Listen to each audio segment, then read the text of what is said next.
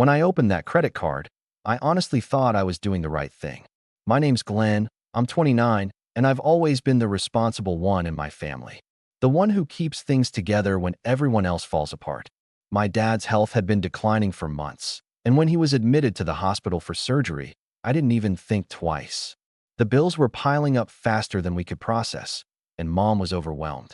My sister, Julia, said she'd handle the logistics, but handling things, in her world, meant posting dramatic Facebook updates about how hard this has been on the family. So I stepped up. I applied for a credit card, told myself I'd use it only for Dad's medical expenses, and that once insurance kicked in or we figured something out, I'd pay it off. It felt like the right thing to do. The adult thing. I should probably explain a bit about my family before this story starts making sense. My sister Julia is 3 years older than me and has always been, well, spoiled, to put it mildly. Growing up, she was the kind of person who could wreck my bike and somehow convince my parents it was my fault for leaving it in her way. She's always had that charm, that way of twisting things just enough to make herself look like the victim or the hero, depending on which role suited her better that day. She married a guy named Ryan, who owns some kind of luxury event planning business, though in reality, he's more of a showman than a businessman. Their lives are built on image, curated photos, rented cars, pretending success is permanent. Meanwhile, I've spent most of my 20s working in IT, saving up for a small apartment, and trying to keep my parents from drowning financially. When Dad's surgery came up, I didn't even tell Julia about the credit card. I knew she'd have an opinion. She always does. And it would probably involve some lecture about trusting the process or manifesting abundance. But after the surgery, things started to feel off. I checked the credit card portal online, and the balance was rising faster than I expected. I figured maybe there were extra hospital fees or some charges that hadn't cleared yet. I didn't worry too much at first. Then one morning, I woke up to my phone blowing up. Julia had posted a full video montage on social media of her twin boy's 7th birthday party. I didn't even know she was throwing one so soon. Our dad was still recovering, and she hadn't visited the hospital once that week. Out of curiosity, I clicked the video. It started with a drone shot of their backyard, decked out in what looked like a full carnival setup. Bounce houses, food trucks, LED lighting, a stage, even what looked like hired performers dressed as superheroes. Then the camera panned upward to show a helicopter descending onto a landing pad, a literal helicopter, with her kids inside, waving like mini celebrities while music blared and fireworks exploded in the background. At first, I laughed. It was so over the top that I assumed it had to be edited. But as the video went on, the guests were all cheering, the kids were running out, and Julia was posing in front of the helicopter like she was at the Oscars. I just shook my head. Classic Julia, I muttered. But then I noticed something in the background, a banner near the food station with a logo that said, Ryan and Julia Productions, Family Events Division. I frowned. Since when did they have a division for family events? Out of mild curiosity and growing unease, I logged into my credit card account again that night. The number staring back at me made my heart drop. Over $18,000 in new charges. And not from the hospital. I saw merchant names I didn't recognize, event rental companies, catering services, aviation charters. One of them literally said Skyline Helicopters. I froze. I scrolled again. The dates matched up perfectly with Julia's party. My stomach turned cold. I called her immediately. She answered on the second ring, her voice bright and chipper. Hey Glenn, did you see the video? Isn't it amazing? The boys were so happy. Julia, I cut her off. Why are there event charges on my credit card? Did you use my card? She laughed, actually laughed, like I just asked her if she borrowed my pen. Oh, don't be dramatic. Mom said you were helping with Dad's bills, right? So I figured it was all coming from the same place. Family expenses. Family expenses? I repeated, my voice rising. You used my credit card, the one I opened to pay for Dad's medical care, to pay for a helicopter? Relax, she said, her tone flipping into that infuriatingly calm voice she used whenever she wanted to make me feel unreasonable. Ryan said he'd reimburse you once his next client pays. It's just temporary. I could feel my pulse pounding in my ears. Julia, that's fraud. You can't just take someone's credit card without asking. Oh, come on, she said. You're acting like I stole from a stranger. We're family. You can't put a price on memories, Glenn. The boys will remember that day forever. I was speechless. She talked like this was normal, like she was entitled to it because we shared DNA. I hung up before I said something I'd regret. That night, I called Mom. I wanted her to talk sense into Julia, maybe help me figure out what to do next. But Mom's tone caught me off guard from the start. "Glenn," she sighed, "you need to stop overreacting. Julia said you gave her permission." "What?" I could barely believe it. "No, I didn't. I opened that card for Dad's medical bills, Mom. Not for her." "Don't raise your voice," she snapped. "Your sister is under a lot of stress. Her husband's business has been slow, and she wanted to give the kids something special. You have a steady job, Glenn. You can handle a bit of debt." I just sat there, staring at the phone in disbelief. I didn't know what stung more, the fact that Julia had stolen from me, or that Mom was defending her. A few days later, I decided to confront them in person. I drove to my parents' house, credit card statement printed in hand. Julia was already there, lounging on the couch in her designer tracksuit, scrolling through her phone. When she saw me, she grinned like nothing was wrong. "Oh, look who decided to show up. Mr. Responsible himself." I didn't even respond. I placed the statement on the coffee table and said, "You're going to explain every single one of these charges. Right now." She glanced at it, then shrugged. "You're so dramatic, Glenn. I told you, Ryan's handling it." "Handling it?" I snapped. "You spent $18,000 of my money without permission." Before she could respond, Mom came in from the kitchen, holding an envelope. "Oh, Glenn, I've been meaning to talk to you about that," she said, setting it on the table. "What's this?" I asked. She smiled, like she was about to reveal some kind of surprise. "The bank sent this by mistake. It's your card." My stomach dropped. "What do you mean by mistake?" She handed me the envelope, and inside was my own credit card, the one I thought I'd been using for Dad's medical bills. "Julia said you asked her to use the family card instead," Mom said casually. "So we just switched things around." I stared at the card in my hand, realization hitting like a punch to the gut. They hadn't just used my card, they had taken it, activated it, and spent almost $20,000 behind my back. Julia smirked at me from across the room and said, "You did want to help the family, didn't you, big brother?" That's when I knew this wasn't just a misunderstanding. It was betrayal, pure, deliberate betrayal. I stood there, the card shaking in my hand, and for the first time in my life, I didn't know what to say. I could feel every ounce of trust I'd ever had for my family crumble right then and there. And that's when something in me changed, something deep and quiet but powerful. I wasn't just going to let this slide. I didn't know how yet, but I was going to make things right in my own way. That was the moment the revenge started forming, quietly, beneath the shock. And trust me, it was only the beginning. For days after that confrontation, I couldn't think straight. Every time I tried to work, my mind replayed that smug grin on Julia's face, the way she leaned back on the couch like she owned the room.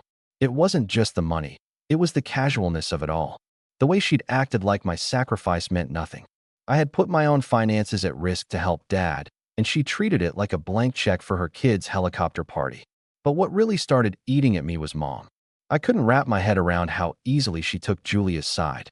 It wasn't new, not really. There had always been favoritism, but this time it was so blatant, so unfair, that it made something inside me shift. Growing up, I'd always been the easy kid. I did well in school, I didn't cause trouble, I got a job early. Julia, on the other hand, lived in chaos. Every month, it was some new drama. Credit cards maxed out, cars repossessed, landlords furious. And every time, Mom bailed her out. "She just needs some help getting back on her feet," she'd say.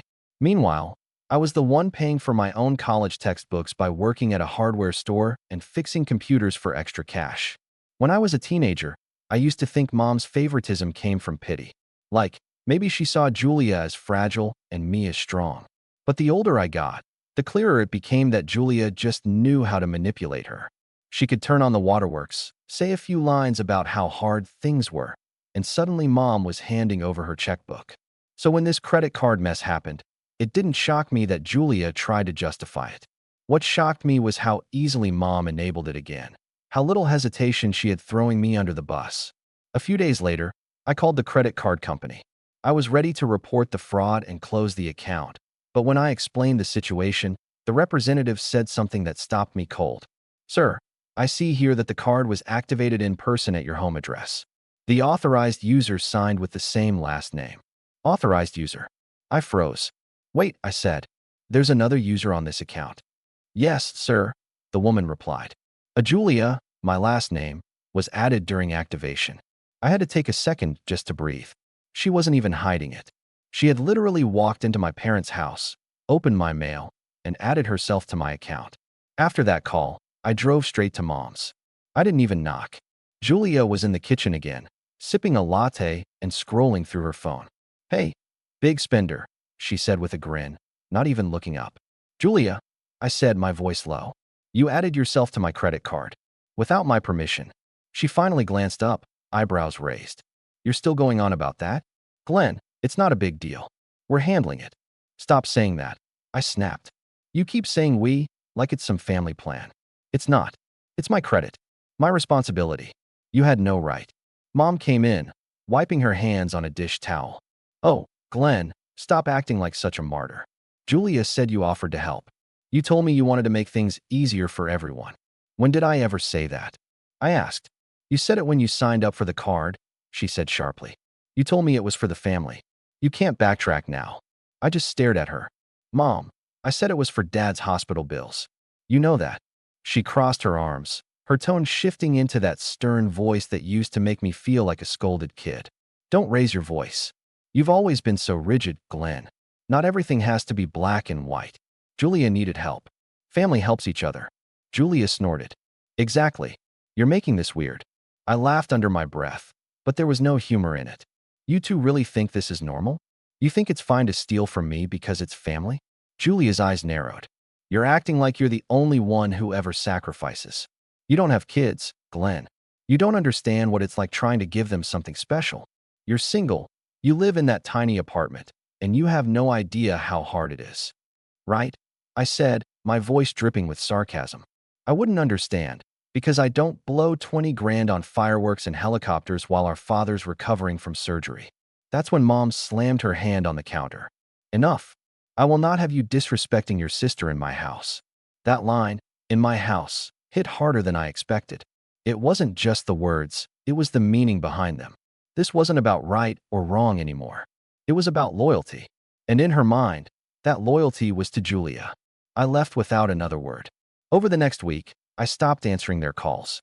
Julia texted me a few times with half-hearted updates about Ryan's business, saying the money would be reimbursed soon. But I didn't believe her. Not after the credit card company confirmed she'd made herself an authorized user. Meanwhile, the interest was piling up. The minimum payment alone was over $1,000. I could cover it, barely, but I knew if I didn't do something soon, my credit would take the hit. I thought about filing a police report, but the idea of doing that to my own sister, it made my stomach twist. I wasn't sure if I was more afraid of the fallout or the shame of admitting how easily I'd been manipulated. Then one afternoon, I got a call from Dad. His voice was weak, but he sounded better than before. Hey, buddy, he said. Your mom told me you've been upset about something. Everything okay? I hesitated. He'd been through so much already. I didn't want to dump more stress on him. Yeah, it's fine, I lied. Good, he said softly. Because she's been worried sick. Julia, too. That nearly made me laugh out loud. Yeah, I said. I'm sure she's losing sleep over it. Dad chuckled. You know your sister's heart's in the right place. She just doesn't always think things through. Right? I said, keeping my tone neutral. How are you feeling? We talked for a few minutes before he got tired and hung up. I sat there staring at the wall afterward, a mix of anger and guilt churning in my chest. I hated that even now, I was protecting them. A few days later, I found out Julia had gone back to Mom's bank, my bank, and convinced them to issue another card for convenience. She used my address again, pretending it was a replacement for a lost card. I only discovered it because the new statement showed charges I didn't recognize. By then, the total was over $24,000. That's when I realized something chilling. She wasn't just impulsive. She was calculated. Every move she made had a layer of charm to it, a way of making people doubt themselves. She'd been doing it her whole life, and now she was weaponizing it against me. I went back to Mom's house again, but this time, I recorded everything. The moment I walked in, Julia greeted me with that fake sweet smile. Glenn, you look tired. Maybe you should take a break from all this drama. I want my money back, I said flatly. You'll get it. she said, waving her hand dismissively. Ryan's got a big event next month. We'll settle everything. I'm not waiting for Ryan, I said. You're paying me back now. Mom appeared in the doorway, looking annoyed. Stop harassing your sister. She already said she'll handle it. I turned to her. Mom, do you even hear yourself? She's stealing from me, and you're defending her.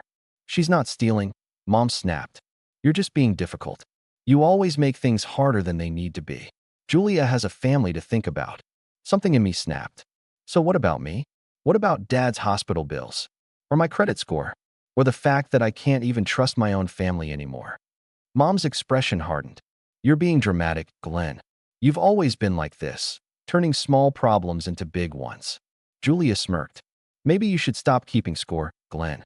Not everything's about money. I took a deep breath, trying to keep calm. This isn't about money. It's about respect. Something you clearly don't understand. Julia stood up, stepping closer. You want respect? Earn it. Stop acting like you're better than everyone. I stared at her, my voice dropping to a whisper. You used my credit card to pay for a helicopter ride. How am I supposed to respect that? For a second, she looked like she might say something back, but instead she just turned away, muttering, You'll get over it. I left again, but this time I didn't feel powerless. I felt focused. I knew I couldn't rely on them to fix this. If anything was going to change, I'd have to make it happen myself. But before I could even start planning my next step, something else happened, something that made everything worse. The following week, I got a letter from my bank. It wasn't a statement this time. It was a notice of non-payment on the account. Apparently, someone, Julia, no doubt, had tried to dispute several charges, claiming they were fraudulent. But because her name was listed as an authorized user, the bank held me responsible. I called immediately, but the representative was blunt. We can't remove the charges without proof of misuse. Since the authorized user shares your last name and address, it's considered a family dispute, not a fraud case. That was it. No protection, no backup plan. Julia had backed me into a corner perfectly, and that's when I realized this wasn't just a family issue anymore. It was war. The tipping point came a few days later, at dinner. Mom invited me over to talk things out. Against my better judgment, I went. Dad was there too, pale but recovering. Julia and Ryan sat across from me, all smiles. The table looked beautiful. Candles, roast chicken, wine glasses polished to perfection. It was almost theatrical. Mom started with a sigh. Glenn, I know things have been tense, but we're family. Let's find a solution that works for everyone. Ryan chimed in smoothly. Yeah, man, no need for hard feelings. We're all just trying to get by. I looked at him. You mean I'm the one trying to get by? Because of you too. Julia rolled her eyes. Here we go again. Mom gave me a warning look. Don't start. Start. I said quietly. You already started when you helped her steal from me. Watch your tone, she snapped. That was the moment everything shifted. I saw it so clearly then. The years of enabling, the excuses, the emotional blackmail disguised as family loyalty. They weren't going to stop. Not unless I made them. I leaned back in my chair and said, You know what, Mom? You're right. Family should stick together. So I'm going to do exactly that. Julia smirked, thinking I was backing down. Finally, she said. But she had no idea what I was really planning. Because the next morning, I started documenting everything. Every charge, every statement, every recorded conversation. I wasn't sure yet how I'd use it, but I knew one thing for sure. This time, I wouldn't be their doormat. And soon, they'd find out exactly what happens when the responsible one stops playing nice. But that moment, my quiet start of retaliation, was just the spark. The real fire was yet to come. It's strange how betrayal doesn't always come crashing down in a single moment. Sometimes, it creeps in quietly, one little act of dishonesty at a time, until the final blow hits and you realize the people you trusted most have been sharpening the knife for months. That's what the next few weeks felt like for me. A slow burn, leading up to a moment so raw that it changed everything I thought I knew about my family. After the dinner, I decided to go quiet. No yelling, no accusations, just silence. I figured that would make them nervous, maybe even uncomfortable. Julia was the kind of person who thrived on attention, good or bad. The more I ignored her, the more she'd crave to know what I was thinking. I used that to my advantage. I started collecting evidence, statements, email confirmations, Even the original paperwork showing I was the sole account holder on that credit card before she added herself. I took photos of the helicopter invoices from the bank app before she could delete anything. I didn't tell anyone what I was doing, not even Dad. But I underestimated just how far they were willing to go. One morning, I got an email from my landlord. The subject line made my stomach drop. Notice of payment failure. Apparently, my last 2 rent payments had bounced. That didn't make sense. My paycheck deposited automatically, and I had plenty in my account. I logged into my bank, only to find something horrifying. My checking account was nearly empty. Thousands of dollars gone.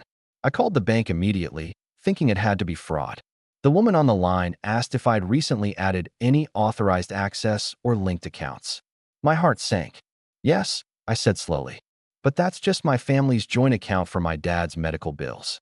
Sir, she said carefully, the withdrawals were made under that linked account.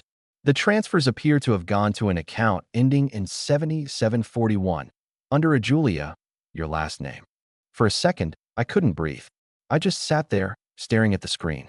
You're saying my sister transferred money out of my account? Yes, sir. It looks like multiple transfers over the past 3 weeks. Would you like to dispute them? I felt something twist inside me. Disbelief mixed with a kind of cold rage. Yes, I said finally, my voice barely steady. Start the dispute.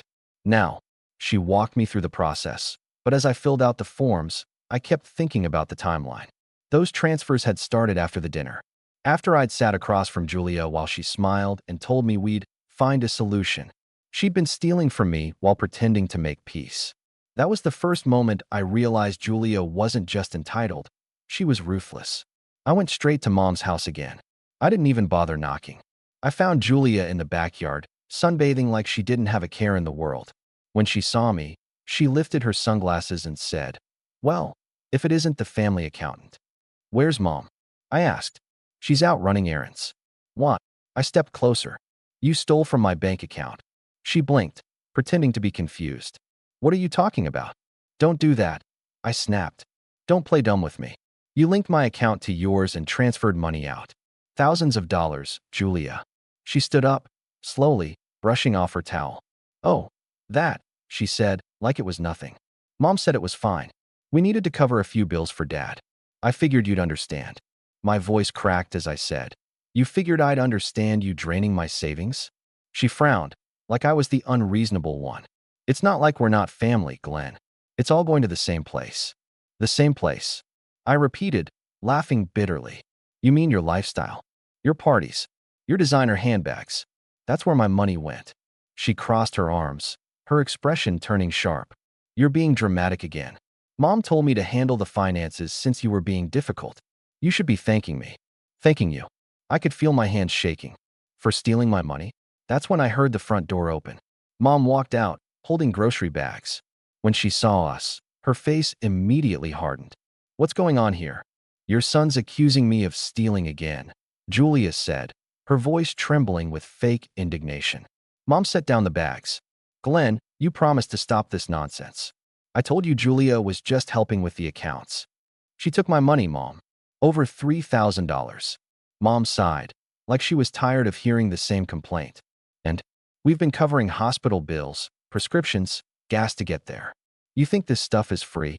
It's not the hospital, Mom," I said, my voice breaking. "She transferred it to her own account." Mom's tone went cold. "You're really going to accuse your sister of stealing? After everything she's done for this family? Everything she's done?" I laughed, but it came out hollow. "She's done nothing but take, and you keep letting her. She's using you." That's when Mom said something that hit me harder than I expected. She looked me dead in the eyes and said, "You've always been jealous of her, Glenn." I just stood there, speechless. Jealous. That word echoed in my head like a curse. It didn't even make sense. Jealous of what? Of her constant chaos? Of the debt she kept burying herself under? Of being Mom's favorite punching bag whenever Julia messed up? I couldn't even speak.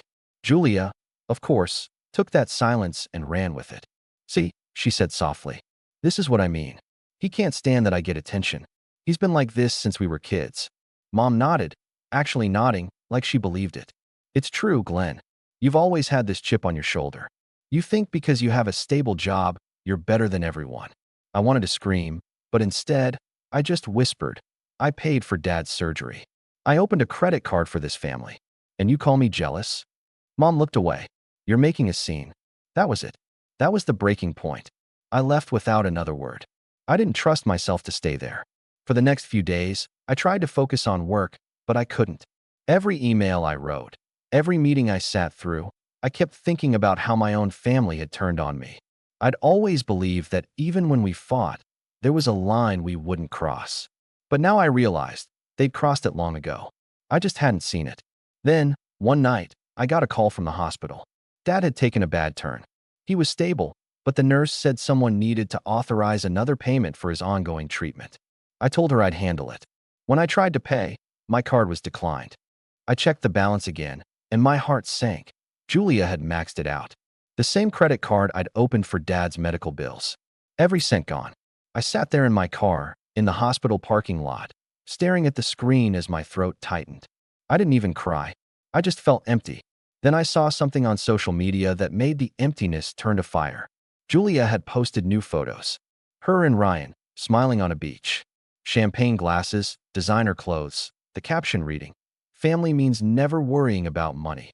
When you've got love, you've got everything." Love. That was the word she used after bleeding me dry. That's when something inside me snapped completely. I called her right then, not even caring that it was nearly midnight. She answered on the third ring, sounding irritated. "Do you know what time it is?" "You maxed out my card," I said quietly. "Excuse me." "Don't play dumb," I said. "You used it again." "I just tried to pay Dad's bill, and it got declined." "Oh, that," she said, her tone suddenly defensive. "Ryan and I needed to cover a few expenses. We'll fix it." I laughed bitterly. "Expenses? Julia, my dad is lying in a hospital bed, and I can't even pay for his medicine because you're drinking champagne on a beach." There was a pause. Then she said, "You're being dramatic again." "I swear to God, Julia, watch your tone," she snapped. "You don't own the family, Glenn. You're not our father. Stop acting like it." I couldn't believe what I was hearing. "I'm not trying to be Dad. I'm trying to help him. And you're destroying everything I've built." She sighed, clearly bored now. "You always think you're the victim. Grow up, Glenn." Then she hung up. That night, I couldn't sleep. I sat on my couch with the credit card statements spread out around me like a crime scene. Because that's what it was, a crime. Just not one I could easily prove without destroying what was left of my family. But deep down, I knew something had changed forever. The next morning, I drove to my parents' house one last time. I wanted to tell Dad the truth before Julia or Mom twisted it further. When I got there, Dad was sitting in his recliner, looking weaker than I'd ever seen him. Mom was in the kitchen, humming softly, as if nothing had happened. I sat beside him and said quietly, "Dad, there's something I need to tell you." He smiled faintly. "You sound serious, son." "It is serious," I said. "It's about the money. The credit card." "Julia." Before I could finish, Mom appeared in the doorway, her expression sharp. "Not now, Glenn. He doesn't need this stress." "He deserves to know," I said. She stepped closer, lowering her voice. "If you say one word to him about this, I swear." "Swear what?" I said. She hesitated, but then said something that cut deeper than anything before. "Swear that you'll never see us again. You'll be out of this family for good." I stared at her. "You're threatening to cut me off because I want to tell the truth?" "I'm protecting your father," she hissed. "No," I said quietly. "You're protecting her." Dad looked between us, confused. "What's going on?" Mom smiled quickly, too quickly. "Nothing, dear. Glenn's just stressed about work." I opened my mouth to speak again, but Dad coughed violently. Mom rushed to help him, glaring at me over her shoulder. "Leave, Glenn. Now." So I did. I walked out of that house knowing I'd lost more than money. I'd lost my family. And as much as it hurt, part of me knew it had to happen. Because when people show you who they are, you can't unsee it. Still, I had no idea the worst betrayal hadn't even happened yet. It came 2 weeks later, when I got a letter in the mail with my name on it, demanding repayment for a loan I never took out. And the signature on the loan agreement? Julius. Signed as Power of Attorney, Glenn, with my last name. I don't remember the exact sound the envelope made when I tore it open, but I'll never forget how it felt. It was thick, official, the kind of paper that carries bad news. Inside was a loan agreement from a credit union I'd never even heard of, demanding immediate payment for $28,000. My name was printed at the top in bold letters, and underneath, clear as day, was a signature, Glenn, last name. Except it wasn't my handwriting. At first, I thought it had to be a mistake. Maybe a clerical error. Maybe someone else named Glenn. But as I flipped through the pages, my stomach dropped. Attached to the back was a photocopy of my driver's license, my actual driver's license, and a forged signature authorizing Julia as my power of attorney. It didn't even look convincing. The signature looked like a child's version of mine. Sloppy, forced. But it didn't matter.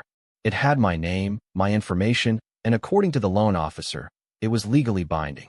The letter said the bank had attempted to withdraw the first payment twice and had already reported the delinquency to credit agencies. I could feel the blood drain from my face as I read the words again and again. Julia had taken out a loan in my name. I sat there on my couch for a long time, just holding the papers, staring at them like if I looked long enough, they'd somehow change. But they didn't. And that's when it hit me. This wasn't just a petty theft anymore. This was identity fraud. She had stolen not just my money, but my identity. I remember sitting in the dark that night, the only light coming from the TV I'd forgotten to turn off. I felt completely hollow. My credit was destroyed, my savings gone, and my father's medical bills still looming. I had done everything right, worked hard, saved, been responsible, and somehow, it still ended like this. For the next few days, I barely slept.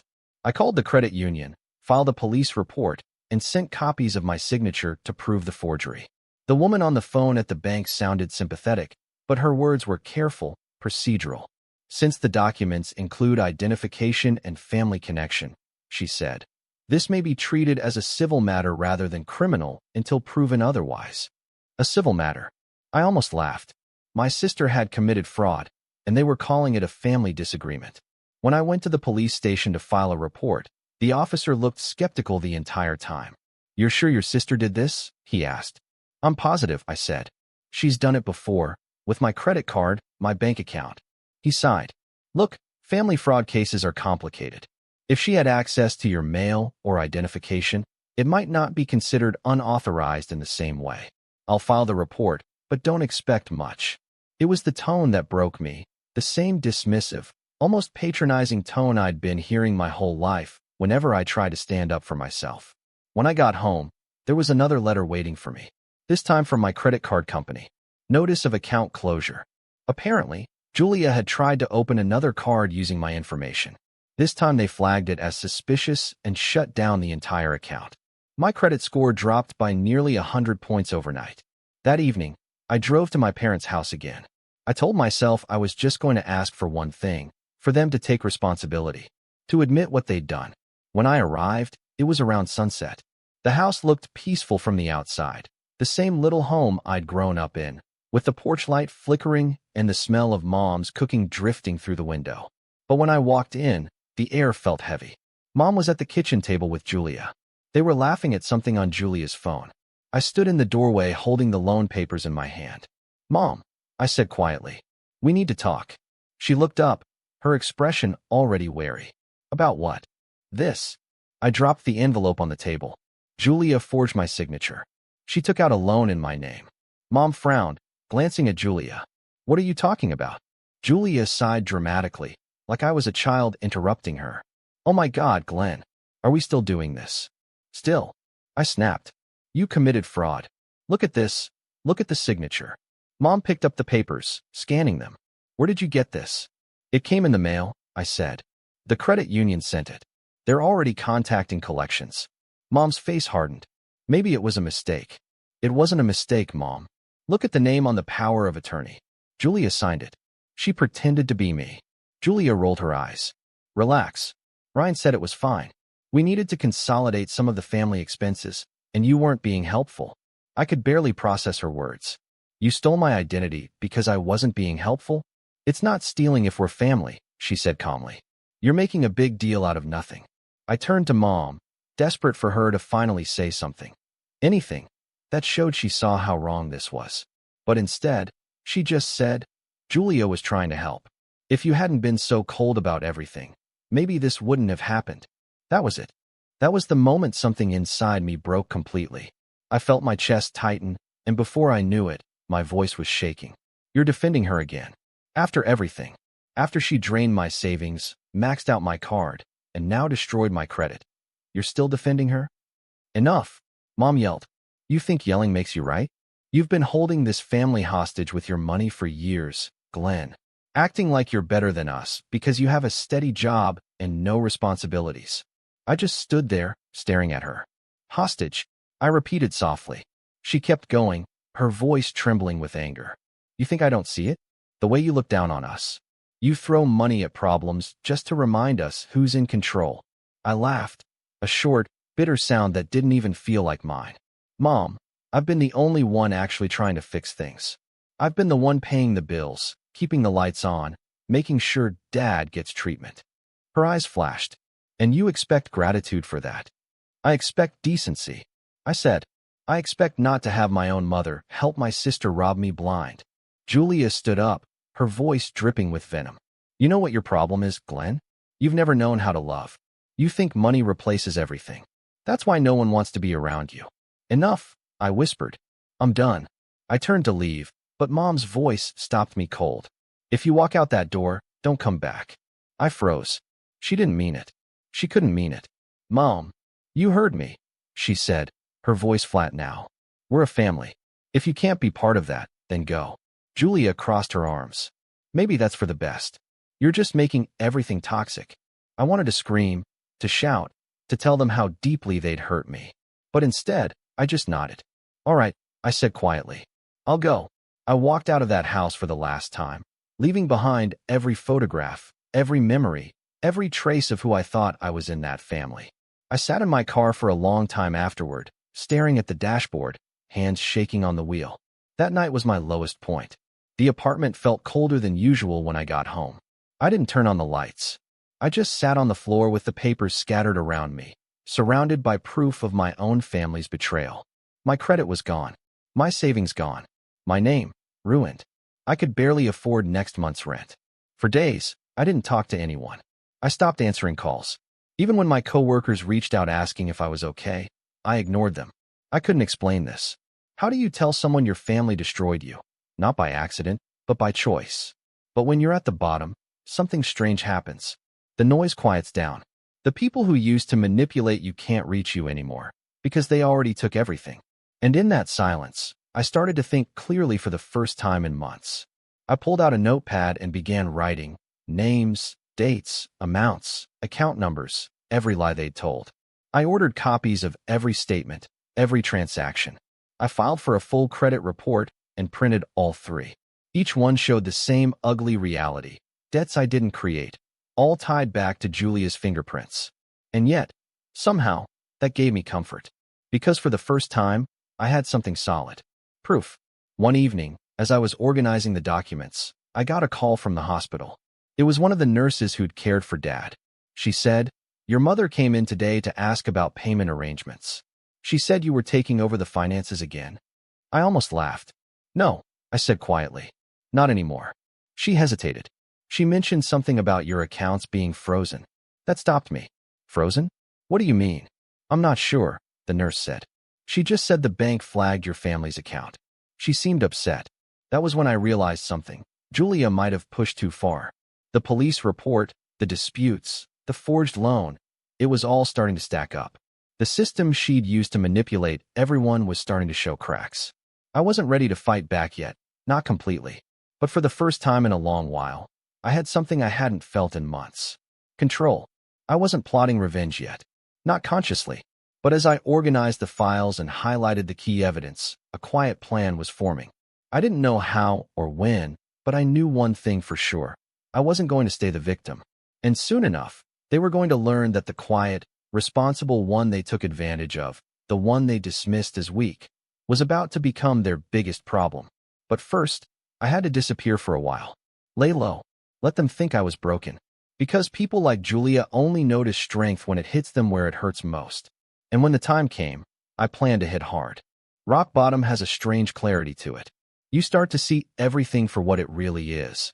Not just the people who betrayed you, but also the quiet truths you ignored for years. I had spent most of my life trying to fix things, thinking if I just worked hard enough, stayed calm enough, gave enough, my family would finally see me.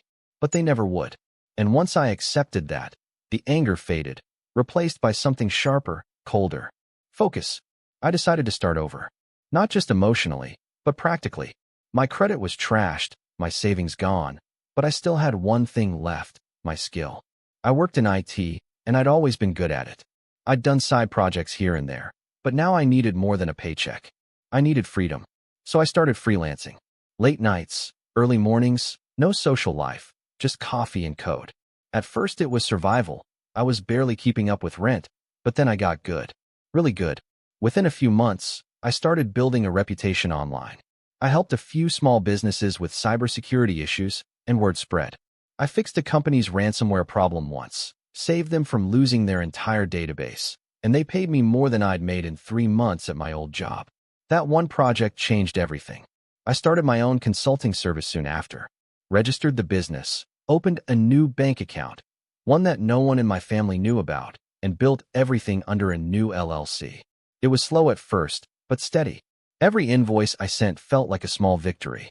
Every client referral was another step away from the version of me who used to beg for respect from people who never deserved it. Months passed, then a year. I moved to a new apartment, smaller, quieter, but mine. I bought secondhand furniture, cooked simple meals, and worked from a laptop that had seen better days. But I was happy. For the first time in years, no one could take anything from me. During that time, I didn't talk to my family. Not once. Mom tried calling early on, left a few voicemails saying things like, "You can't stay mad forever," or "Your father misses you." Julia never called, but she didn't need to. Her silence said everything. I didn't respond. Then one day, almost a year after everything fell apart, I got an email from a financial officer at a hospital, the same one where Dad had been treated. The subject line said, "Outstanding balance inquiry." My stomach dropped for a second, thinking maybe something had gone unpaid. But when I opened it, I froze. "Dear Mr. Last name, we wanted to thank you for your recent payment covering the remaining balance of your father's medical account. Your promptness is greatly appreciated. Payment." I hadn't paid anything recently. I scrolled down and saw the note attached. "Payment received via estate transfer. Account closed." I didn't know what that meant until I called the billing office. The woman explained, "It was covered by a trust fund transfer under your father's name. You were listed as the primary beneficiary." For a second, I couldn't even process it. I hadn't spoken to Dad in months. I didn't even know he'd set anything up. But the nurse I'd spoken to before had mentioned the bank freezing accounts. Maybe that's when things started changing. The next few days were a blur. I met with the estate lawyer, a calm man in his 60s with tired eyes. He explained that Dad had left me something small but meaningful, a portion of his savings, separate from Mom and Julia's accounts. "He wanted you to have a clean slate," the lawyer said. "He said you were the only one he could trust with it." It wasn't much by most standards, but to me, it was everything. It meant he'd seen what was happening. Maybe he hadn't been strong enough to stop it while he was alive, but he'd made sure I wasn't left with nothing. That moment lit a fire in me again. I used part of that inheritance to expand my business. I invested in better equipment, hired a part-time assistant, and rebranded my service. Within 6 months, my client list tripled. I went from scraping by to turning down offers because I couldn't handle them all. I even got a contract with a mid-sized company that paid enough to cover a year's worth of expenses in advance. Money didn't fix everything. It never does, but it gave me options. And with those options came peace. By year 2, I wasn't just surviving. I was thriving. My name started circulating in small tech communities online, and I was invited to speak at a cybersecurity panel. I remember standing on that stage, looking out at the audience, thinking how strange it felt to finally be seen. Not because I was saving anyone else, but because I'd saved myself. But success has a way of drawing attention, even the kind you don't want. It started with a message request on social media from Julia. The profile picture was different, more polished, but it was definitely her. "Hey, big brother. Long time no talk. We should catch up." I stared at the screen for a long time before closing it. I didn't reply. 2 days later, I got another message. "I heard you're doing really well now. That's amazing. Ryan and I have been struggling with some stuff lately. Maybe you could help us out a little? You know, like family does." That phrase, "like family does," made my jaw tighten. The same line she'd used when she stole from me. I didn't respond to that either. Then came Mom's call. I almost didn't answer, but curiosity got the better of me. Her voice was softer now, weaker. "Glenn," she said, "I know you don't want to hear from me, but your sister's in trouble." I said nothing. "She made some bad decisions," Mom continued, "and they're struggling financially. Ryan's business failed, and the house might be foreclosed.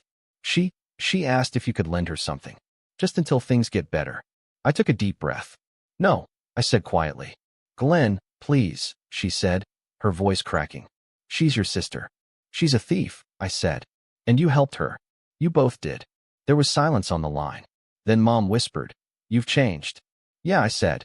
"I finally have." I hung up before she could say another word. That night, I sat by the window, watching the city lights shimmer below. For the first time, I didn't feel guilt for saying no. I didn't feel the urge to fix everything. I felt free. But as much as I wanted to close that chapter for good, something inside me wouldn't let go. Not yet. Because while I'd moved on, Julia hadn't. And when someone like her starts losing everything, they don't just fade quietly. They panic. They scramble. They look for someone to blame.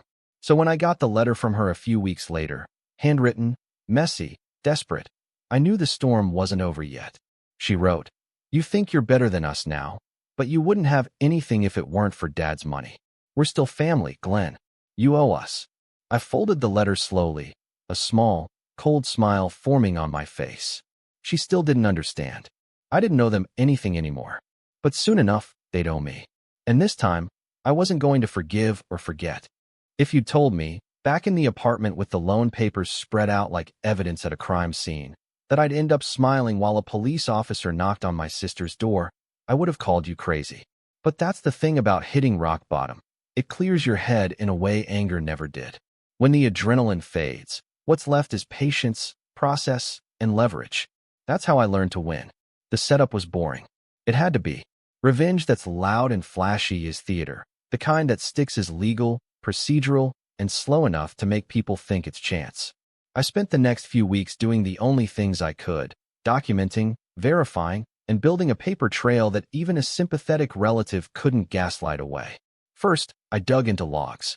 Because I work in IT, I knew where to look: IP addresses, timestamps, device fingerprints.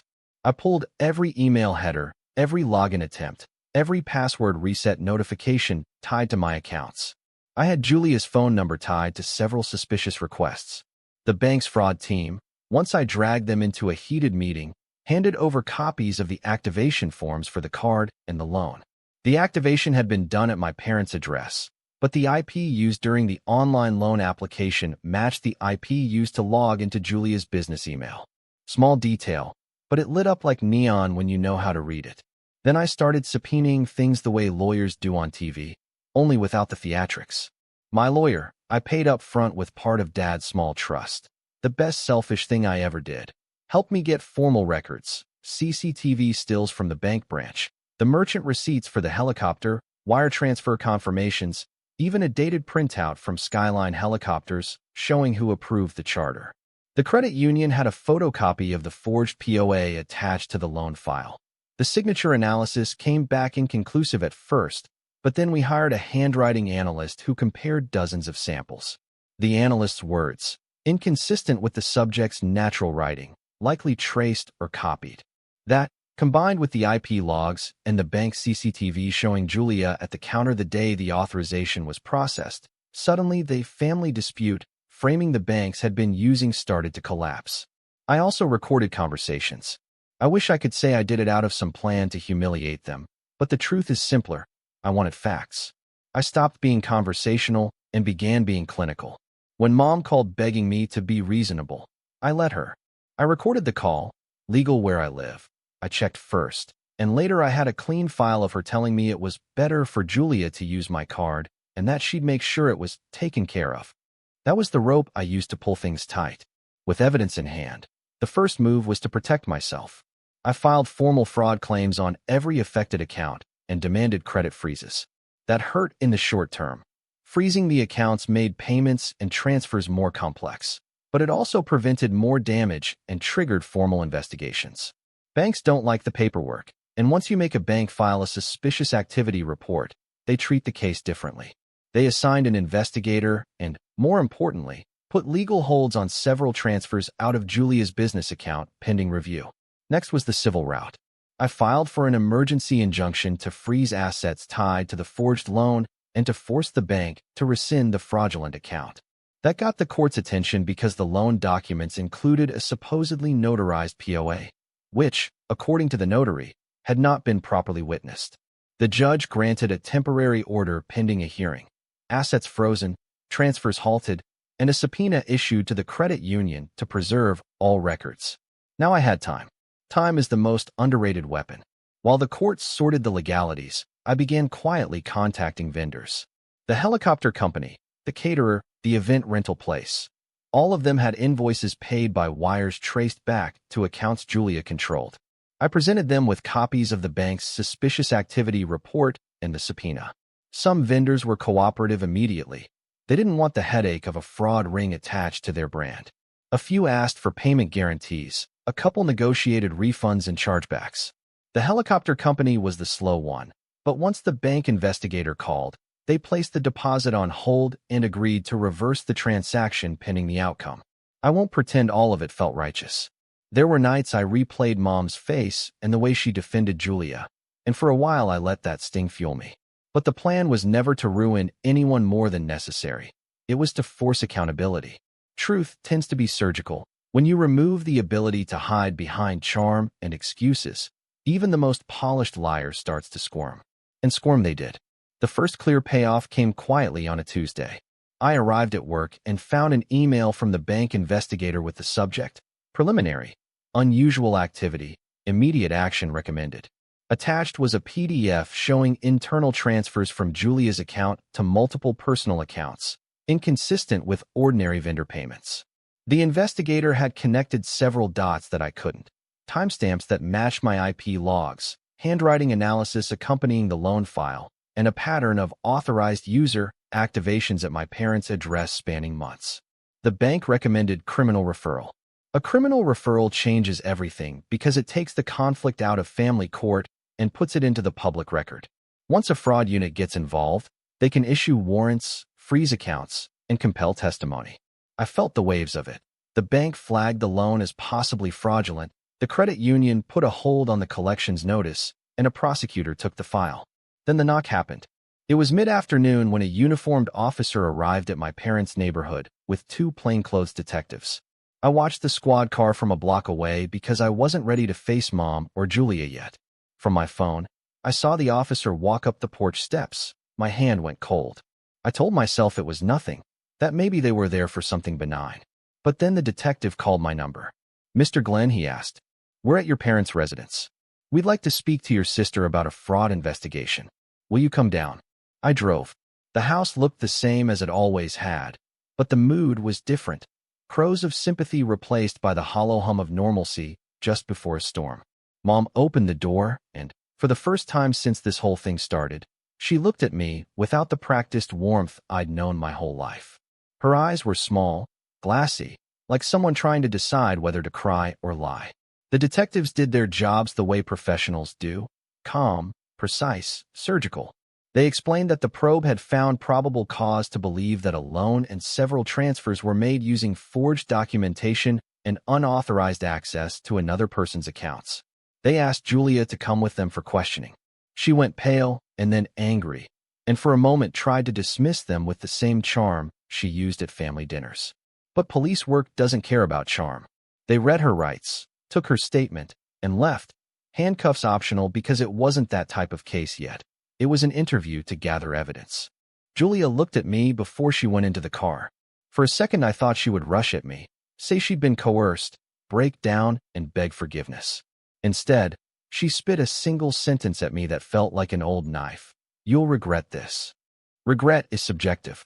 In that moment, regret meant she had to face consequences for actions she thought would be buried under family nostalgia. The public payoff unfurled even faster than I expected. The event vendors called counselors and clients. For families who'd booked Julia's production, services demanded refunds. Two small business partners pulled lines of credit they'd extended to Ryan's company, citing the bank's legal hold. Ryan stopped returning messages. The lawyers took different routes. The prosecutor's office prepared charges for identity theft, and fraud. The civil court moved to invalidate the loan and recover losses. The credit union issued a notice that it was cooperating fully with investigators and that the loan would not be held against my credit while the case proceeded. The helicopter company refunded the deposit. Little by little, the financial damage to me reversed, not because my sister suddenly felt remorse, but because the system, once activated, does not like being gamed. There was one last satisfying move I made that felt, for me, like the cleanest revenge. I quietly sent a single email to a handful of people, the family's most connected friends, some of Julia's major past clients, and a community organizer whose newsletter helped local small businesses. It wasn't salacious. It laid out facts, dates, bank references, the credit union's reference number, and a link to the police statement, public record. No commentary, no vitriol, just evidence. The email did two things. One, it pulled back the curtain on the image Julia had sold for years, the glamorous event planner who gave kids magical birthdays. Two, it put her business relationships on notice. When clients woke up to that email, the calls started, refunds requested, contracts canceled, reviews pulled. Reputation, which had always been her currency, took a hit that money couldn't immediately fix. I watched the pieces fall where I wanted them to. I didn't need to yell. I didn't need to humiliate. I let legal truth do the heavy lifting. The best part was watching the people who enabled her finally have to reconcile with reality. A few of them offered weak apologies. Others kept their distance. Mom called twice that night. I didn't answer. But revenge, even the cleanest, smartest kind, never feels complete in the head. There's always a sliver of something left. Pity, grief, or the knowledge that you changed people's lives forever. I'm not proud that I enjoyed that night, but I can't deny it. There was a satisfaction in watching consequences align with actions. And then something unexpected happened. A week after the detectives interviewed Julia, I got an email from the hospital's billing office. They were closing out Dad's account. All balances satisfied through estate reconciliation, it said. The trust he'd set up, the one that had paid off medical balances earlier, also contained a final request in his own handwriting. He wanted full transparency and an audit of all accounts touching his care. He named me as the person to receive the final report. When the report arrived, it confirmed things the bank had already suspected: misdirected transfers, invoices paid to shell companies tied to Ryan, charges that could not be substantiated for actual medical services. The audit was thorough, and it gave prosecutors more fuel. That night I sat at my kitchen table with two stacks of paper in front of me. One, the evidence I'd compiled over months. The other, the official audit from the lawyer handling Dad's estate. The house on the other side of town, the brand new cars, the staged social posts. None of it mattered when you could connect it directly to a bank trail. I poured a glass of water and thought about the person I used to be. The brother who always tried to keep peace. The guy who'd swallowed insults and waved off being pilloried as jealous. That person would have begged for forgiveness and taken whatever crumbs of family they could get. This version of me sat there quietly, not because I was cruel, but because I had learned how to make a system do the work I couldn't do with anger. As I closed the laptop, my phone buzzed. A single text from an unknown number. They're saying you set her up. You're not going to get away with this, Glenn. No name. No number. Just a threat thinly veiled as bravado. I stared at it for a long time. Threats mean different things coming from different people. From Julia, they were empty bluster. From Ryan, they were likely to be another attempt at intimidation. From Mom, that was harder to read. I didn't reply. Instead, I stood up, walked to the window, and looked at the city lights. There were small victories. The loan was in dispute. Vendors were returning money. Prosecutors were moving. But I knew the real work was far from over. I had won legally, yes, but winning in a family is messy. There were lines that had broken irreparably. Voices that would never sound the same. A sister who might go to trial. A mother who might have to explain her choices. A father who had already paid the price. And in the corner of my mind, a quieter thought kept returning. Justice isn't the same as closure. The next move, whatever it was, would require more than evidence. It would require me to decide what I actually wanted back: money, respect, or something else entirely. I sat back down and opened the folder with the photocopy of the forged power of attorney. My name in an ink that wasn't mine. My life rearranged. I ran my finger over the signature like it might feel warm. Then I set the folder on top of the other documents and shut the drawer. Down the street, headlights cut through the darkness as a squad car rolled slowly by the house where my sister and mother lived. The world outside went on, indifferent. Inside, consequences were starting to land. Some people think revenge is about payoff. They imagine dramatic confrontations and scenes that look good in a movie. Mine was quieter. It smelled of paper, court filings, and late-night coffee. It required patience, the kind that makes you sleep in fits and wake up with a plan. But even with prosecutors involved and the bank finally doing their job, I knew a trial could swing either way. Evidence might be inconclusive in front of a jury. Witnesses could change stories. People who had been complicit might suddenly remember miscommunication. That uncertainty is the last cruel piece of revenge. It keeps you awake. My phone buzzed again. Another text, different number. We can make this go away. Meet me tomorrow. Noon. Diner on Elm. Come alone. It was unsigned. It smelled like a trap. It also smelled like an opening. I closed my laptop, pocketed my wallet, and did something I hadn't done in a long time. I smiled without malice. Just the quiet satisfaction of someone who's learned to play chess 3 moves ahead. Tomorrow would be another step. I'd planned the legal part. Now it was time for the social one. Time to see who would fold, who would double down, and who would finally tell the truth under oath. I locked the drawer, turned off the lights, and for the first time in months, went to bed with a plan I trusted. The diner on Elm looked exactly like the kind of place where endings happen. Faded red booths, flickering neon sign, coffee that tasted more like burnt toast than caffeine. I got there early, half expecting no one to show. But at 12:08, the bell over the door jingled, and Julia walked in. She looked smaller than I remembered. Her hair was pulled back messily, makeup uneven, eyes darting like a cornered animal. Gone was the glossy version of my sister who posed beside helicopters and champagne. She sat down across from me without saying a word. For a while, we just stared at each other. Finally, she said, "They're charging me, Glenn. Fraud, identity theft, forgery. Ryan's blaming me for everything." I didn't respond. Her voice cracked. "You could fix this. You have influence now. You could tell them it was a misunderstanding." I almost laughed. "A misunderstanding? You forged my name on a loan. You drained my savings. You made sure Dad's last months were spent watching his kids tear each other apart." She blinked fast, tears forming. "I didn't mean for it to go this far." I leaned forward, keeping my voice steady. "That's the difference between us, Julia. You never mean anything. You just do it and hope someone else will clean up the mess." For a moment, she looked like she might argue, but instead she broke. Her shoulders sagged, her hands trembled. "Mom won't even talk to me. She said I ruined everything." I nodded slowly. "She's right." The waitress came by, refilled my cup, then quietly walked away. Julia wiped her eyes, staring down at the chipped table. "I don't know what to do." "You tell the truth," I said. "You take responsibility. You face the consequences. And for once in your life, you stop blaming everyone else." Her lip quivered. "And what about you? You get to walk away spotless." I smiled faintly. No one walks away spotless. But I walk away free. We sat in silence for a long time after that. When she finally stood, she didn't look at me again. She just whispered, "I wish you'd never turned on us." And I said, "No, Julia. I wish you hadn't made me." That was the last time I saw her. Over the next few months, the fallout unfolded exactly the way I expected. Ryan's business collapsed completely. The fraud charges stuck, and Julia took a plea deal: community service, restitution, probation. She avoided jail, but only barely. Their house was sold to cover debts, their accounts emptied.